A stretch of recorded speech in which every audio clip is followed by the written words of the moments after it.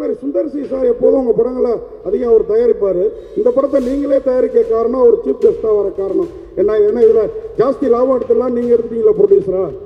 நீங்கள் வந்து உலக போர்னு வச்சுருக்கீங்க, எல்லாத்தையும் கடந்துட்டீங்க, அடுத்தது என்ன அரசியலுக்கு வர போகிறீங்களா? அதாவது உங்கள் படங்களில் வந்து இது கடைசி உலக போர், நான் உங்கள் படங்களில் வந்து காதல் போர் நல்லா இருக்கும். இந்த படத்தில் அது எவ்வளோ இம்பார்ட்டன்ட் இருக்குது? காதலும் இருக்குண்ணே, படத்தில் காதலும் இருக்குது. அதை தாண்டி நிறைய விஷயங்கள் இருக்குண்ணே. ஆக்ஷன் இருக்குது, ஜானராக சொன்னால் காதல் இருக்குது, ஆக்ஷன் இருக்குது, நிறைய விஷயங்கள் இருக்குது. அண்ட் வந்து படம் வந்து கொஞ்சம் டீப்பான ஒரு மீனிங் இருக்க ஒரு அட்டம்ப்டாக எடுத்துருக்கோண்ணே. ஸோ நாங்களும் ரொம்ப ஆவலாக எதிர்பார்த்துட்ருக்கோம் இதை ரசிகர்கள் எப்படி ரிசீவ் பண்ணுவாங்கங்கிறது. லவ்வும் இருக்குண்ணே. படங்களில் மொத்தம் 9 பாட்டு இருக்குண்ணே. ஆனால் படத்தில் எந்த பாட்டும் எல்லாமே பேக்ரவுண்ட் ட்ராக்காக தான் வருது. படத்தில் எதுவுமே பாடல்களாக வரதில்லை. பட் ஆனால் படத்தில் 9 பாட்டு இருக்குது. ஸோ அதுவே ஒரு வித்தியாசமான முயற்சி தான் எங்கள் கிட்ட இருந்து. ஏன்னா நாங்கள் பொதுவாக என் படத்தில் நிறைய பாடல்கள் இருக்கும். ஸோ அதுவே ஒரு வித்தியாசமான முயற்சி தான். அதே மாதிரி இப்போ இந்த சித்தர் பாடல் கேட்ட பிறகு தான் இப்போ பாதி அந்த அந்த பாடல் அந்த மாதிரி பாடல்களை பார்த்து தான் இப்போ பாடல்களே பாடி இருக்கிறாரோ அப்படின்னு தோணுச்சு. நீங்கள் அந்த மெட்டை ஏற்ற இறக்கமாக பாடினீங்கல்ல. நான் தொடர்ந்து இப்போ தமிழண்டா இயக்கத்தில் நாங்கள் தொடர்ந்து தமிழ் சார்ந்த விஷயங்கள் ஹிப்ஹாப்னாலும் ஹிப்ஹாப் தமிழானாங்க. ஸோ அதனால் அங்கே பார்த்தீங்கன்னா பாரதியார் அவரே ஒரு பெரிய ரேப்பர் தான். ஸோ அவருடைய நடையிலுமே அந்த ரேப் இருக்குது. ஸோ தொடர்ந்து அந்த மாதிரி விஷயங்கள் இன்ஸ்பயர் ஆகி தொடர்ந்து நாங்கள் எங்களோட கலைப்படைப்பை கொடுத்துட்ருக்கோம். கண்டிப்பாக இந்த மாதிரி எல்லா தமிழ் இலக்கியங்களில் இருக்கிற விஷயங்களில் கண்டிப்பாக நாங்கள் இன்ஸ்பயர் ஆகி அதை புது வடிவத்தில் கொடுத்துட்டும் இருக்கோம். கண்டிப்பாக அதில் தான் இன்ஸ்பயரும் ஆகிறோம். அதே மாதிரி சுந்தர் சி சார் எப்போதும் உங்கள் படங்களை அதிகம் அவர் தயாரிப்பார். இந்த படத்தை நீங்களே தயாரிக்க காரணம் அவர் சீஃப் கெஸ்ட்டாக வர காரணம் என்ன? ஏன்னா இதில் ஜாஸ்தி லாபம் எடுத்துலாம் நீங்கள் எடுத்துட்டீங்களா ப்ரொடியூசரா? ஆனால் லாபங்கிறது வந்து நான் அதை எல்லாத்தையும் தாண்டினேன். நான் வந்து ஒரு ஆர்டிஸ்ட்டு. எனக்கு வந்து என் ஆர்ட்டை தொடர்ந்து பண்ணிக்கிட்டே இருக்கிறோங்கிறது ரொம்ப ஆசைனே. என்னோடய ஆர்ட்டை எப்போ நான் இருக்கிறதுலே ஃப்ரீயாக பண்ண முடியும் அப்படின்னா வந்து நானே அதை க்ரியேட் பண்ணி நானே. ஏன்னா வந்து இப்போ ஒரு ப்ரொடியூசர்னால் அவருக்கு வந்து ஒரு கன்ஸ்ட்ரெயின்ட் இருக்கலாம். எனக்குன்னு ஒரு மார்க்கெட் இருக்குது, அதுக்குள்ளே படம் எடுக்கணும், அந்த மாதிரி கன்ஸ்ட்ரெயின்ட் இருக்கலாம். அதே மாதிரி ஒரு டைரக்டர்னால் அவருக்கு ஒரு தாட் இருக்கும், நான் இதுக்கு தான் செட் ஆவேன்னு. ஸோ இது எல்லாமே சேர்ந்து நாங்களே பண்ணுறப்ப நாங்கள் எங்கள் மேலே வைக்கிற நம்பிக்கையை எங்கள் ரசிகர்களுக்கு நான் கொண்டு போய் சேர்க்கணுங்கிற கருத்தை எந்த ஃபில்டரும் இல்லாமல் கொடுக்க முடியுதுன்னு. ஸோ அதனால் வந்துட்டு இதை லாபத்துக்காக பண்ணணும்னா இது மிகப்பெரிய ரிஸ்க்குண்ணே. இந்த படம் என்னோடய எல்லா ஃபார்மேட்டில் இருந்தும் உடச்சி ஒரு படம் பண்ணியிருக்கோம். ஸோ அதனால் அப்படி பார்த்தா அதுக்கான இது இல்லைண்ணே. நாங்கள் வந்து அதான் இருக்கிற எல்லா ரிசோர்ஸஸையும் போட்டு ஒரு படத்தை எடுத்துட்டோன்னே. இதிலேருந்து வந்தால் அடுத்து திரும்பவும் படம் எடுப்போனே. அந்த மாதிரி இதில் தான் இருக்கோம். ஏன்னா நாங்கள் வந்து உங்கள் எல்லாருக்கும் தெரிஞ்சது தான், நீங்கள் எங்களை இங்கேருந்து பார்த்துட்ருக்கீங்க எல்லோரும். ஸோ கொஞ்சம் கொஞ்சமாக படிப்படியாக தான் வளர்ந்துட்டுருக்கோம். எங்களால் ஒரு படத்தை எடுக்க முடியுங்கிற அளவுக்கு பொருள் சேர்ந்த உடனே அதை எல்லாத்தையும் போட்டு ஒரு படத்தை எடுத்துட்டோன்னே. அண்ணன் தான் முதல் ஆசீர்வாதம் பண்ணார் எங்களுக்கு, எடுறா தம்பி அப்படின்னு.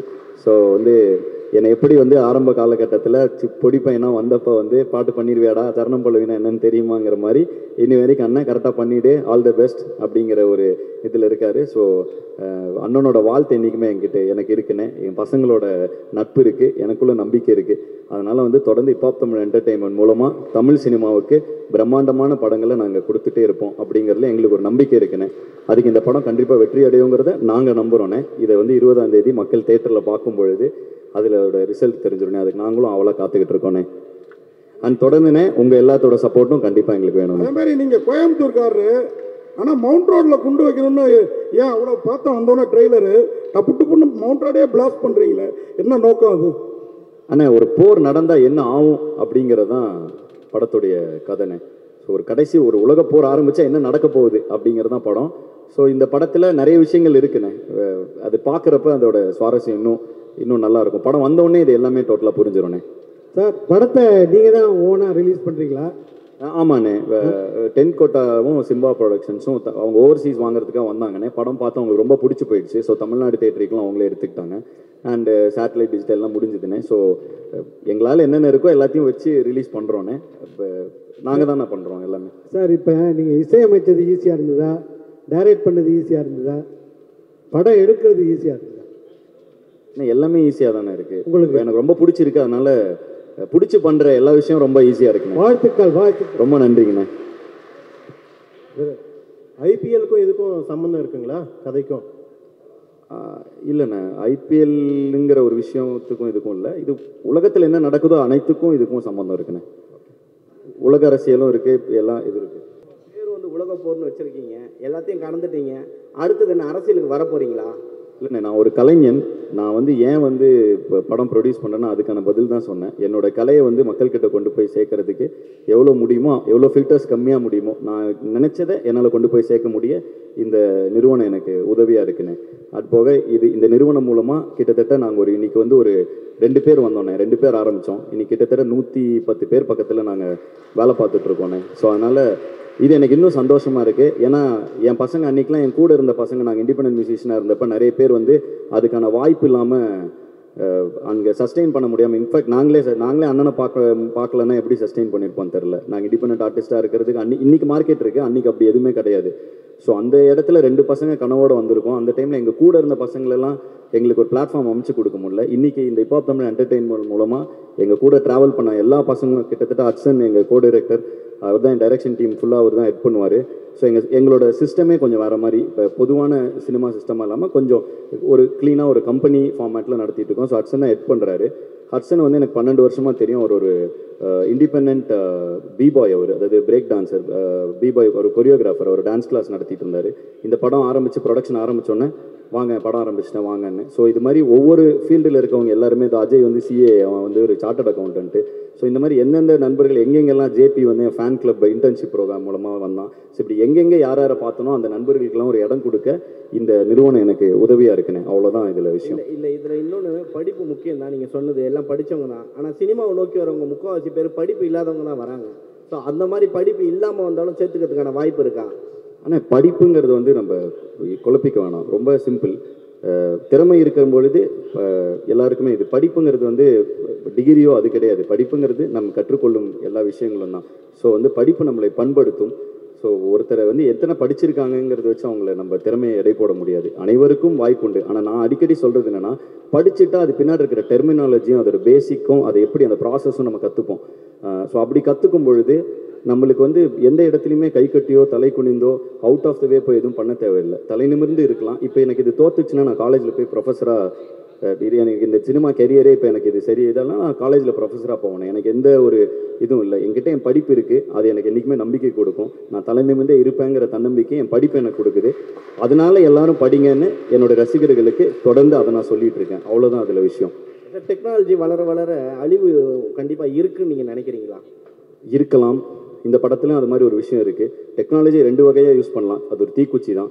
பத்துச்சுன்னா தீக்குச்சி வச்சு வெளிச்சமும் கொடுக்கலாம், ஊரையும் அழிக்கலாம். ஸோ டெக்னாலஜி நம்ம எப்படி யூஸ் பண்ண போகிறோங்கிறத வச்சு தான் அதுக்கான பதில் இருக்குது. ஸோ நான் வந்து அதுக்கான அப்படி அழிஞ்சிடக்கூடாதுன்னு நினைக்கிறேன். அது இருக்கா இல்லையான்னு நீங்களும் தான் சொல்லணும். இல்லை, 3ஆம் உலகப் போர் வந்து வாட்டரில் வரும்னு சொல்லியிருக்காங்க. 3ஆம் உலகப் போர் வாட்டரில் தான் வரும்னு சொல்லியிருக்காங்க. பட் ஆனால் நீங்கள் வந்து கடைசி உலகப் போர் டெக்னாலஜி தான் ஸ்டார்ட் ஆக போகுதுன்னு சொல்ல வந்திருக்கீங்க. ரெண்டுக்கும் டிஃப்ரெண்ட். இல்லை, இது படம் பார்த்துட்டிங்கன்னா இன்னும் சூப்பராக புரியும்ண்ணே உங்களுக்கு. அதில் கூட ஏதோ பசங்க சண்டே ஆகிடுச்சிங்க. இது வரைக்கும் உங்கள் கான்செப்டில் அந்த மாதிரி நடக்கவே இல்லை. ஆனால் இது வரைக்கும் கான்சர்ட்டே நடக்கவே இல்லை. கோயம்புத்தூரில் 2-3 நாள் முன்னாடி நடந்தது உங்களுக்கு. அப்போ அங்கே வந்து காலேஜ் பசங்க அடிச்சுக்கிட்டாங்க. அது ஒரு 200 பேர் இருக்கு, ஒரு 20,000 பேர் இருக்கிற இடத்துல 25,000 பேர் வந்தாங்கண்ணே இந்த கான்சர்ட்டுக்கு. அதில் டான்ஸ் ஆடுறப்ப ஒருத்தருக்கு ஒருத்தர் இடிச்சிக்க, ஏன்னு ஒரு ஒரு ஒரு திருவிழாவில் நடக்கிற மாதிரி என்ன இடிச்சிட்ட அப்படின்னு இது பண்ண, உடனே சண்டை போட்ட அந்த 10 பேரை உடனே வெளில அனுப்பிச்சாச்சு. அது அங்கே நடந்த மீதி 19,000 பேருக்கும் தெரியாது அப்படி ஒரு விஷயம் நடந்ததுன்னு. பட் அதை வந்து நீங்கள் இப்போ இதில் போடுறதுக்கப்புறம் தான் எனக்கே அப்படி ஒரு விஷயம் நடந்தது தெரியும். ஸோ அந்த மாதிரி தான். அதுக்கப்புறம் நான் கேட்டேன் என்ன ஆச்சுன்னு. ஒரு 10 பசங்க அடிச்சுக்கிட்டு இருந்தாங்க. அப்படியே அவங்கள எனர்ஜியில் என்ஜாய் பண்ணுறப்போ ஒன்று நடக்கும்ல. ஸோ அப்படி அவங்க 10 பேரை வெளியில் அனுப்பிட்டோம் அப்படின்னாங்க. ஸோ அவ்வளோதான் அதோட விஷயம். அதில் ஒரு எதுவுமே பெரிய எதுவுமே அப்படி ஒரு பயப்பட வேண்டிய விஷயம் எதுவுமே இல்லை. தொடர்ந்து உங்களுடைய ஆல்பம் சாங் தான் எல்லாமே எதிர்பார்க்கறது. இப்போ நீங்கள் ப்ரொடக்ஷனில் வேறு இறங்கிட்டீங்க. ஆல்பம் சாங் கான்செப்ட் வருமா, இல்லை இதோட க்ளோஸ் பண்ணிடுவீங்களா? அண்டர் கிரவுண்ட் ட்ரைப்னு ஆரம்பித்து அடுத்த தலைமுறை இளைஞர்களுக்கு நிறைய பேருக்கு ஏதோ எஃப்ஜேலாம் அண்டர் கிரவுண்ட் ட்ரைபில் பெர்ஃபார்ம் பண்ணியிருக்கான். ஸோ அவன் இன்றைக்கி திரைப்படங்கள் வந்துருக்கான். நிறைய இளைஞர்களுக்கு பிளாட்ஃபார்ம் அமைச்சு கொடுத்துட்டோம். ஸோ நாங்கள் இதெல்லாம் பண்ணிகிட்டு இருக்கப்போ அந்த இடத்துல எங்களுடைய ஆர்டிஸ்ட் நிறைய பேர் வருவாங்கண்ணே. ஏன்னா நீங்கள் சொன்னீங்க பேசும்போது நிறைய ப்ரொடியூசரோட குறுக்கீடுகள் வந்து இருக்கிறதுனால தான் நான் வந்து தனியாக ப்ரொடக்ஷன் ஆரம்பிச்சேன்ட்டு. ஸோ யாரை நீங்கள் குறிப்பிட்டு சொல்கிறீங்க? குறுக்கீடு கிடையாதுண்ணே, குறுக்கீடுன்னு சொல்லலை. ப்ரொடியூசர் வந்து இப்போ நான் ஒன்று பண்ணணும்னு நினைக்கிறேன், அப்போ எனக்குன்னு ஒரு மார்க்கெட் இருக்கும்லண்ணே. ப்ரொடியூசர் அந்த மார்க்கெட்டுக்கு தானே போடணும். ஏன்னா அதுதான் ஒரு வியாபாரத்தில் சரியான முயற்சி. அப்போ நம்ம ஒரு அதை தாண்டி ஒரு இல்லைன்னா அவங்க நம்ம அப்பாவாக இருக்கணும், அண்ணனாக இருக்கணும், சொந்தக்காரங்களாக இருந்தால் அதை தாண்டி அந்த லாபத்தை தாண்டி அவங்க நம்ம மேலே நம்பிக்கையை வச்சு ஒன்று பண்ணலாம். அப்படி யாருமே நமக்கு சொந்தக்காரங்க இல்லைன்னா நம்மளே தான் அதை பண்ணிக்க முடியும். ஸோ அப்படி அந்த மார்க்கெட் கேப்பை தாண்டி இவ்வளோ பெரிய ஒரு படம் எடுக்கும் பொழுது நானே தான் என் மேலே நம்பிக்கை வச்சுக்க முடியும், என் பசங்க என் மேலே நம்பிக்கை வைப்பாங்க. ஸோ எனக்கு பிடிச்ச கண்டென்ட்டை நான் கொண்டு வரணும்னா அதை நானே ப்ரொடியூஸ் பண்ணிக்கிறேன், அவ்வளோதான். ஸோ அப்படி தான் இதை சொல்கிறேன். இதில் குறுக்கீடெல்லாம் இல்லைண்ணே, குறுக்கீடெல்லாம் இருக்காது. குறுக்கீடு இருந்தாலும் அதில் இது இருக்காது, லாஜிக் இல்லைல்ல, எப்படி குறுக்கிட முடியும்? யாரும் அப்படி குறுக்கிட மாட்டாங்க. சரி, நீங்கள் ஸ்டேஜ் ஏறும்போது சொன்னாங்க எல்லாருமே 15 வருஷம் 20 வருஷம் 18 வருஷம்னாங்க. ஆக்சுவலாக என்னென்ன பார்த்தா உங்களுக்கு 25 வயசு மாதிரி தான் தெரியுது. உங்களோட வயசு என்ன? எல்லாருமே வந்து உங்களோட இளமையின் ரகசியம் என்ன? ஒன்றும் இல்லை, 2005 நான் ஸ்கூல் படிக்கிறப்ப என்னுடைய முதல் மிக்ஸ் டேப் வந்துச்சு. ஸோ அங்கேருந்து ட்ராவல் ஆக ஆரம்பித்தோம் நானும் ஜீவாவும். ஸோ நான் ஸ்கூல் படிக்கிறப்பே ஆரம்பிச்சிட்டேனே. எனக்கு மேடைகளும் வாய்ப்பும் இல்லை, ஏன்னா எனக்கு யாரையும் தெரில. நான் சென்னைக்கு வரதுக்கே, அங்கேருந்து நான் காலேஜ் முடிச்சு எனக்கு காசு சேர்க்கறதுக்கே டைம் ஆகிடுச்சு. அதுக்கப்புறம் தான் என்னால் சென்னையே கிளம்பி வர முடிஞ்சுது. ஸோ சென்னை வந்து ஒரு 4 வருஷம் கஷ்டப்பட்டக்கப்புறம் தான் எனக்கு லக்கிலி இப்போ அண்ணனை மீட் பண்ணுற வாய்ப்பு கிடச்சி. சுந்தரண்ணன் வந்து எனக்கு ஒரு இசையமைப்பாளர் ஒரு வாய்ப்பு தராரு. நாங்கள் 2005லேருந்தே பாட்டு போட்டுட்ருக்கோம். எங்களுக்கான அதாவது நான் சுந்தரண்ணாவோட முதல் படம் சைன் பண்ணுறப்பவே எனக்குன்னு ஒரு அண்ணனே சொல்லுவார், இப்போ ஆம்பளை லான்ச்சில் அவ்வளோ ஃபேன்ஸ் வந்திருந்தாங்க. ஏன்னா அது இண்டிபெண்டன்ட் மியூசிக் மூலமாக சேர்த்த ஃபேன்ஸ். எனக்கு வந்து கனெக்ஷன்ஸ் இல்லாதனால எனக்கு மேலே வரதுக்கு, அதாவது அந்த பிளாட்ஃபார்ம் எனக்கு கிடைக்கிறதுக்கு டைம் ஆகிடுச்சு. ஸோ அதுக்கு முன்னாடி இருந்தே நான் பண்ணிட்டுருக்கேன். இப்போ நான் இந்த வேறு யாருக்கும் அது நடக்கக்கூடாதுங்கிறது தான் இந்த இத்தனை தமிழண்டா movement, underground tribe, pop Tamil entertainment ஒன்று பண்ணிக்கிட்டே இருக்கும். எனக்கு தெரிஞ்ச பசங்களுக்கு அது நடக்கூடாதுன்னு, அவ்வளோதான். அதில் நிறைய பேர் கூட ட்ராவல் ஆகிருக்காங்க. இப்போ நான் வந்து ஃபஸ்ட்டு இண்டிபெண்டன்ட் ஆர்டிஸ்ட்டாக ஃபஸ்ட் இயர் காலேஜ் படிக்கிறப்ப அவர் எனக்கு பேக்ரப் டான்ஸராக இருந்தார். ஸோ அவர் வந்து அவங்க எங்கள் பின்னாடி டான்ஸ் பண்ணுவாங்க. ஸோ அந்த மாதிரி நிறைய பேர் கூட இவ்வளோ வருஷம் ட்ராவல் ஆகிட்டோம். ஸோ அந்த இதனால அவ்வளோ வருஷமாக தெரியுது.